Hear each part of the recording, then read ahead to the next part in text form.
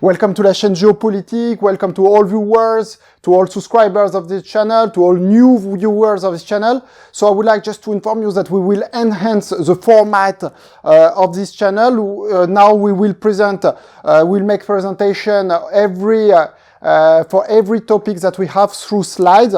And tonight we will start talking about this energy crisis, which has major geopolitical consequences. We will see in those slides. So what I would like just to give you as a background, it's we see this week we have seen a major rise in the gas, oil and coal prices. Sometimes we reach a record high, like on the coal and gas, and so we will understand exactly the consequences. So let's go to the next slide. So we will try to understand first why suddenly an energy crisis is looming. I mean, we have just now, it has become a major issue, but why suddenly? We will raise this question. And so we will focus on the situation in the European Union, in the Popular Republic of China, in India, as well as in Lebanon. So let's start with the situation in the European Union. I mean, there is a quiet concerning situation in the European Union due to the fact that at this time of the year, normally the storage should be fully filled in gas, but surprisingly, unexpectedly, for the first time since many years, the storage is not at this full capacity because it is filled at 72%, which is a very dire situation due to the fact that in October we are at the very eve of winter time, so cold weather, meaning which ultimately means more demand for gas, and so the storage capacity is only filled at 72%. Right now on 10th of October 2021. So let's understand why it is only filled at 72% beginning of October. One of the main reasons it's due to the fact that Russia has decided to reduce the amount of gas through its pipeline in Ukraine. So why suddenly Russia has decided to reduce this amount of gas? Due to the fact that on 10th of September, so just 1 month ago, the construction of the Nord Stream 2, which is a pipeline which should bring some gas from Russia to Germany through the Baltic Sea, has been completed, which is actually a very good news for Russia, which could now increase its gas exportation to Germany, circumventing the Ukrainian territory. But the issue for Russian right now is due to the fact that the German regulator needs 4 months before certifying the Nord Stream 2. And so that is an issue because right now we need 4 months. So 4 months from October, it will mean February. And clearly, Russia doesn't want to wait February to export its gas to Germany, or let's say to increase its gas exportation, because there is Nord Stream 1, but with Nord Stream 2 it could increase its exportation, and Russian authorities and Gazprom, the state-owned company, doesn't want to wait 4 months, so that's why they try to accelerate the certification, and that's why some analysts have accused Russia of deliberately withholding supplies in order to win the approval of the controversial Nord Stream 2, and for that they have reduced the gas flows through Ukraine, and that's why the European Union is in this dire situation with only 72% storage. So you can imagine that as a consequence of that, the price this week have risen to 126 euro per megawatt. What does it mean? I mean, just to be clear with you, because it's for many people it sounds very abstract. If we take an equivalent in terms of oil, it means that we reach this week $200. This price of 126 per megawatt is equivalent of $200 a barrel of oil. So, which clearly it's a record high. We never reach such price on gas this week. Let's say the good news, if I can say, is that those prices have a bit receding this week. We reached finally 108 euro, but still, even with this price of 100 euro, around 100 euro, we are still 5 times higher than the average price at this time of the year. So clearly, it means that it will have clearly a very major inflationary effects through economies reliant on gas for heating and power generation, which is the case for the European Union, which needs to import 90% of its gas. And Russia is the largest supplier of gas to Europe. And the fact that Russia has decided to restrict exportation to long-term contracts really put prices at such a level. And clearly, we see that now Russia try to show its geopolitical strength due to the high demand, the worldwide demand in the world, because you have to understand that we are in due to the end of restriction linked to the health crisis. Right now, the demand for gas is reaching a peak that we have never seen from Asia, from Europe, from North America, and Russia is in situation. No gas producer is in situation right now to answer to this demand. And clearly, what happens? It's like Russia is prioritizing Asia rather than Europe in order to show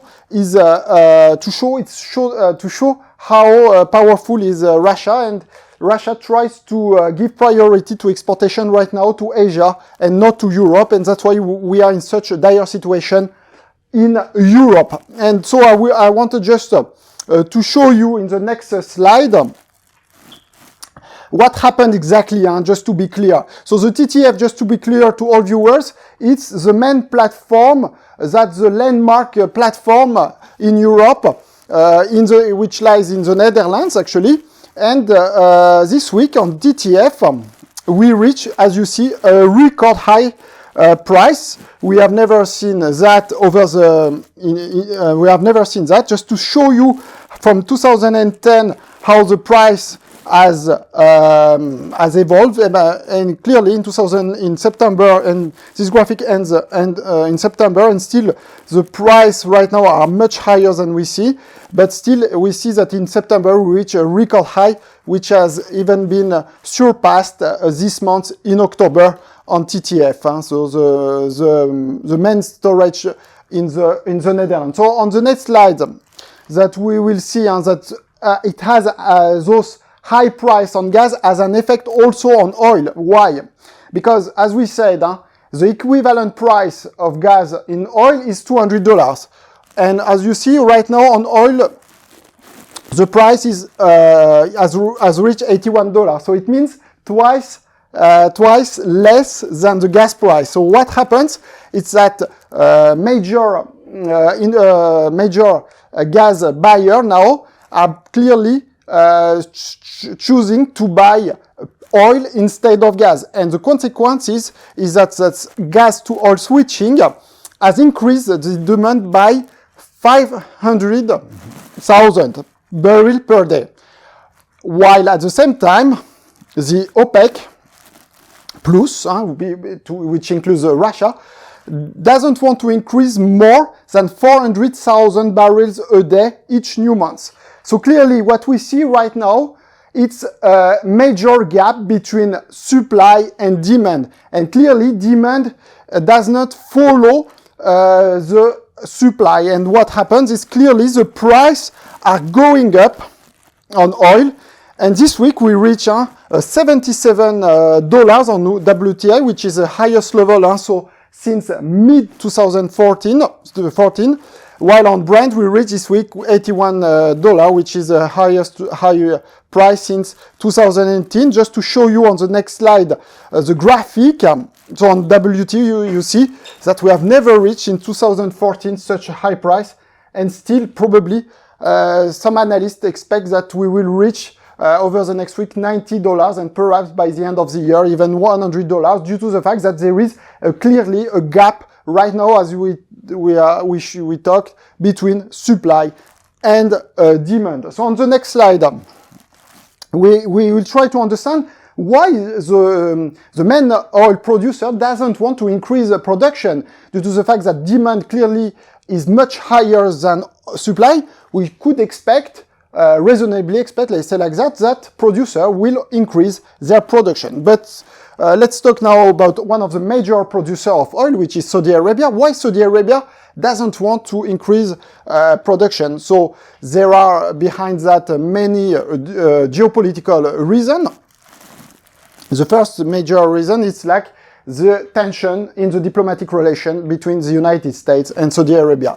So Mr. O'Sullivan, which is a US national security advisor of President Biden, came last month to Saudi Arabia to ask to increase also the Saudi production. So what happens? It clearly he gave a negative feedback from Saudi Arabian authorities, which did not increase production due to the fact that actually in September the US authorities have decided to withdraw Patriots from the Saudi soil, and which leaves clearly Saudi Arabia vulnerable now to any missile attack. So even with Patriot, we know that the Saudi Arabian territory has been hit by missiles.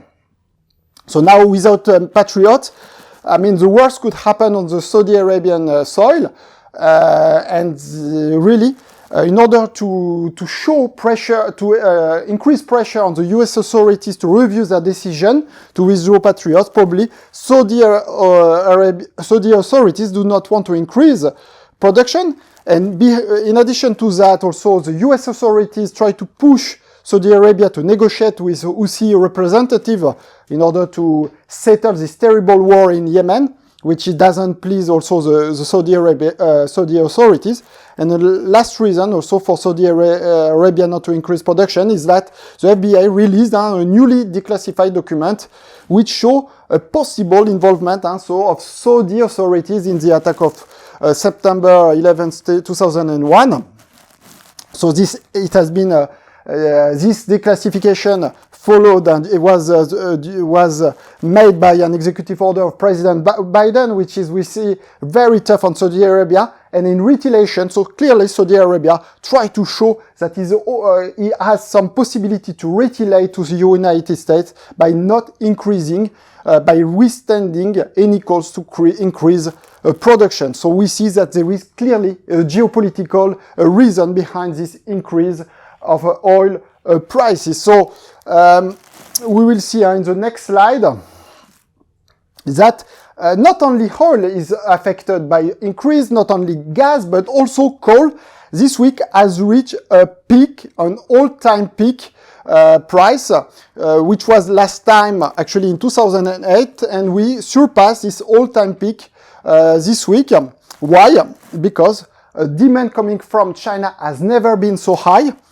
And this week, actually, we saw a major power crunch in Popular Republic of China, which affected forced high-tech manufacturing factories to halt or reduce operation.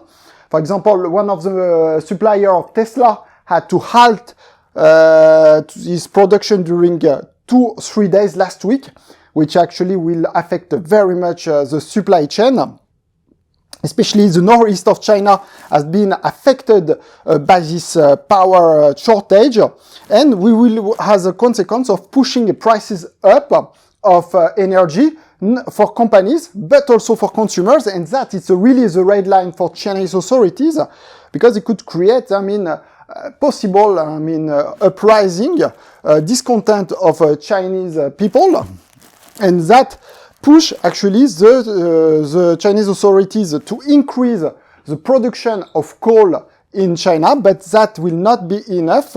So that's why the Chinese authorities, we learned this week through the Financial Times, have decided actually to load some Australian coal despite an official ban since autumn 2020. You have to understand that the diplomatic relationship between Australia and the Popular Republic of China have been at record low due to the fact that Australia have claimed an international investigation about the origin of COVID-19, and which is you can imagine displeased the Chinese authorities, and that's why they decided in retaliation not to import coal from Australia.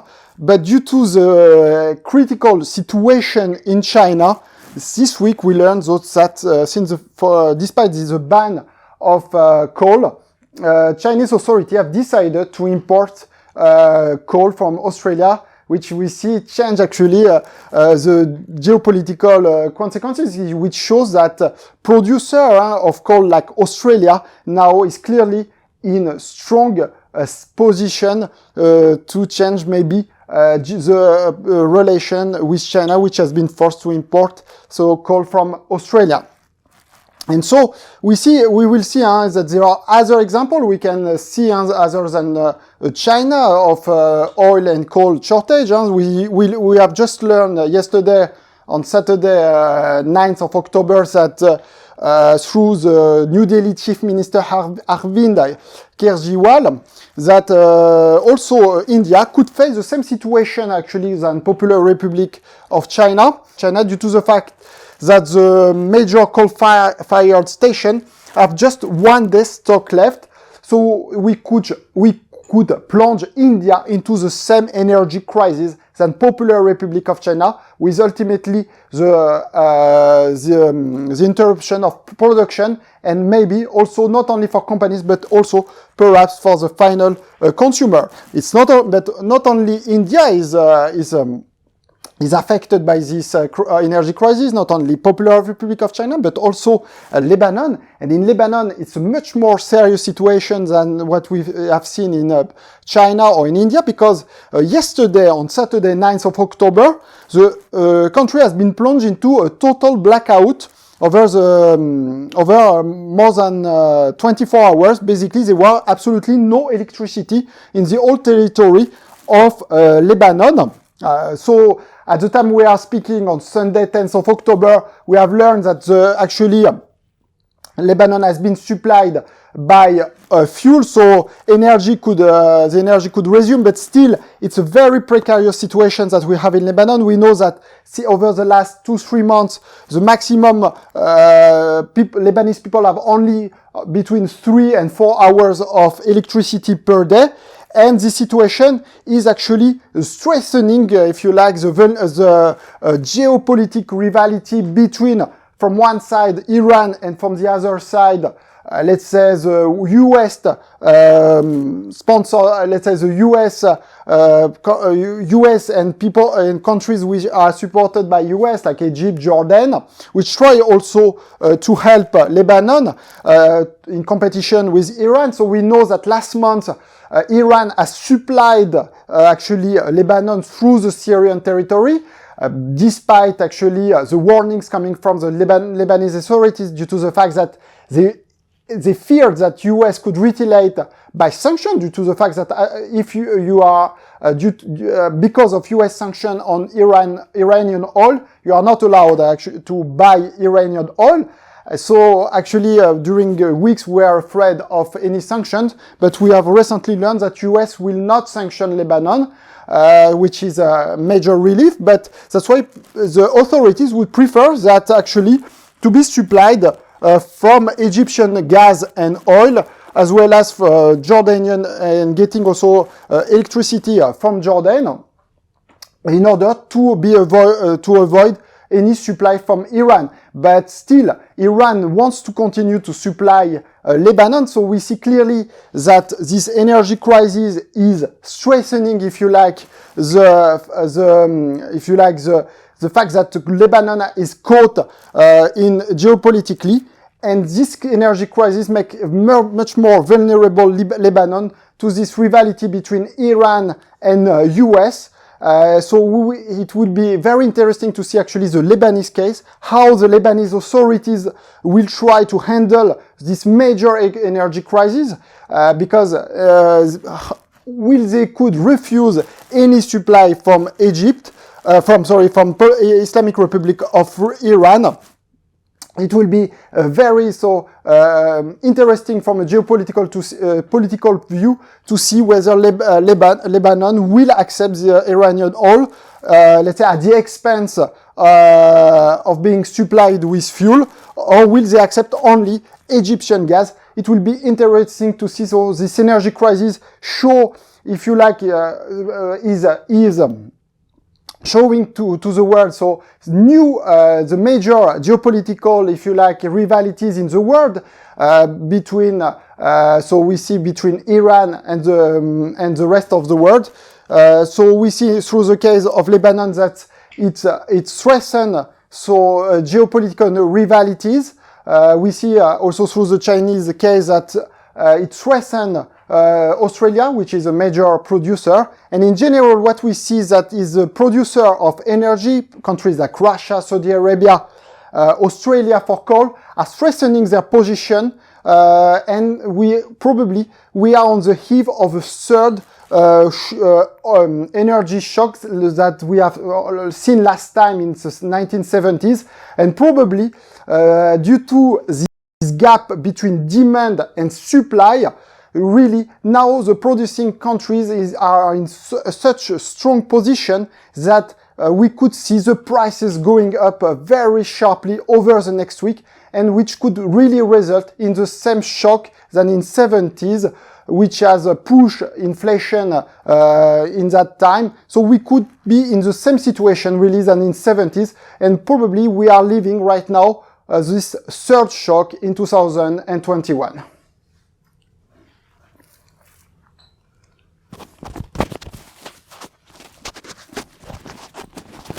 Yeah. We have on the slide. Yeah, but I finished now? No, you have a slide. Yeah, but I talk about that actually. I forgot. Yeah, but it's the same. I talk, it's Lebanon. You had this slide open. I didn't see, yes. Merde. Okay. J'avais pas vu. J'ai cru que j'avais fait. Ouais. What do we do? Oh, well, it's okay. So we ignore this slide. Yeah. Well, Okay. oh, okay. Then,